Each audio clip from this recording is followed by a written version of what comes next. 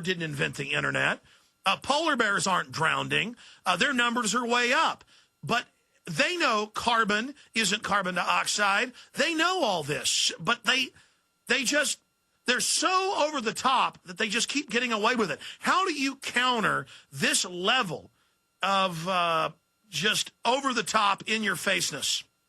I think what we need to do, and we've started over here, we haven't got that far along the road yet, but my party, the United Kingdom Independence Party, was born out of ordinary people.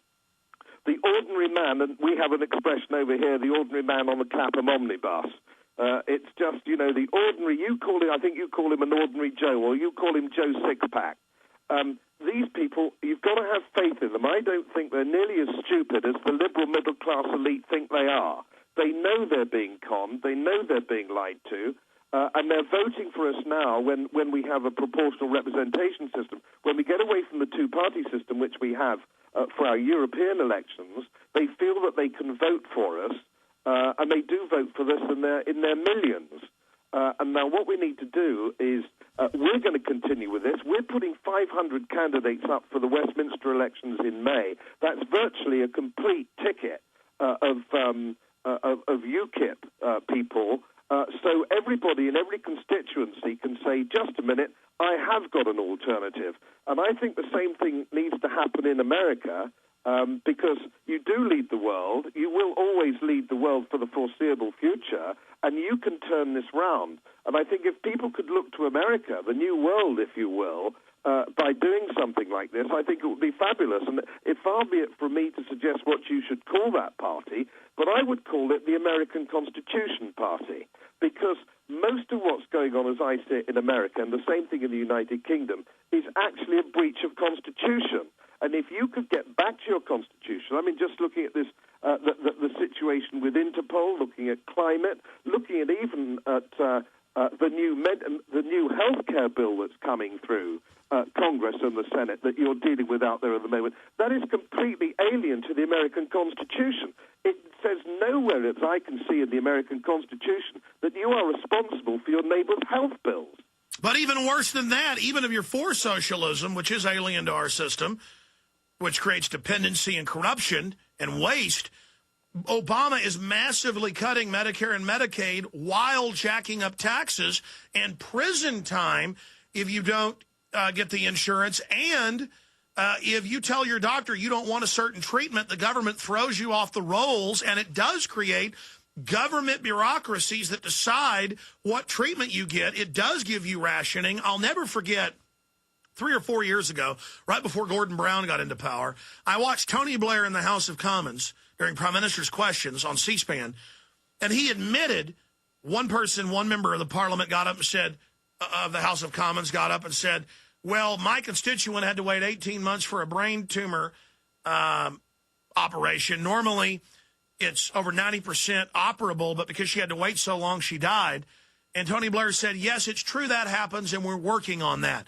I mean, I don't think the average American realizes that under the European socialist healthcare model that a lot of hellish stuff happens. Can you fill people in here who may be in the dark about that, sir? Yes, we did what you're doing now. We did in 1946, 1947. We got rid of a perfectly good health system, which was based on individuals and individuals' relationships with their own doctors and their own local hospitals, which were built on some part charitable status, part fee-paying status, and they brought in this terrible monolith called the National Health System.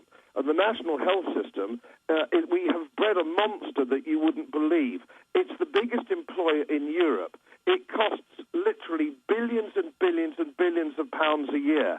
We've just wasted £8 billion to over $10 billion on a failed IT system. Nothing in the National Health System works. It's a sacred cow over here. Would you believe that now we have more administrators in the system than we have hospital beds? This is the sort of lunacy that you get. And I've been reading through the bill. I'm not an expert on it, but I would beg you, and I'd beg all your listeners, for goodness sake, write to whoever does represent you and say, for God's sake, don't vote for this. This will be a disaster. Well, look at the VA. I don't quite know how it's happened, but you seem to have elected a socialist president, and I don't know how that happened. Well, look at the VA. I mean, hellish health care for our veterans. More than half the money gets spent on administration, not on the health care.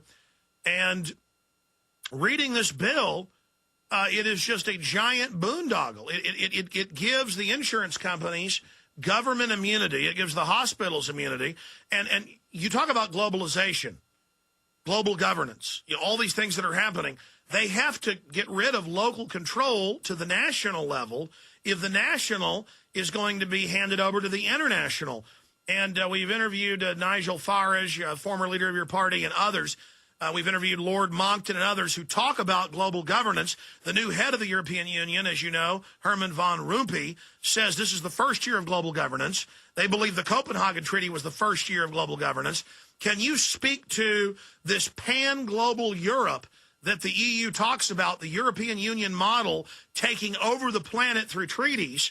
And I remind listeners, 3 years ago, George Bush signed a transatlantic treaty with the SPP, Security Prosperity Partnership, with the European Union. So this integration is far along under stealth. Can you speak to their master plan? Yes, certainly. All I can tell so far is that we're dealing with a sort of a European Soviet system, and of course, all we need to do then is if we then have a North American or an American system which is similar, and it's going that way.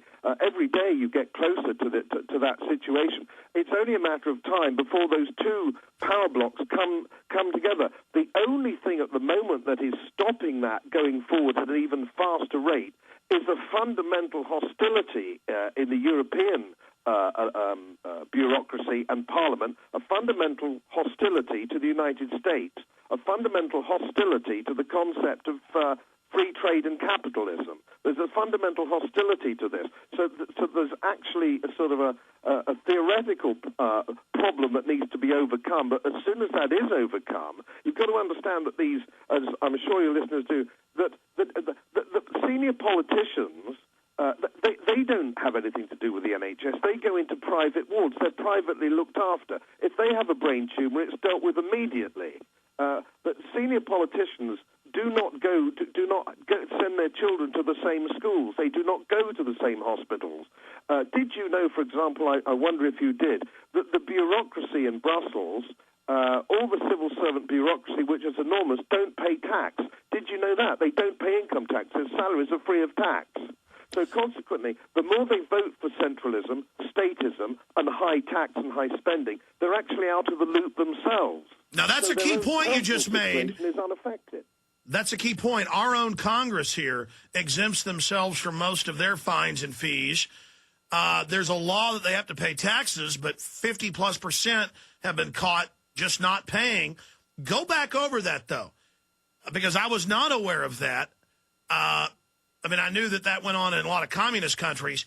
They are exempt from their own taxes. That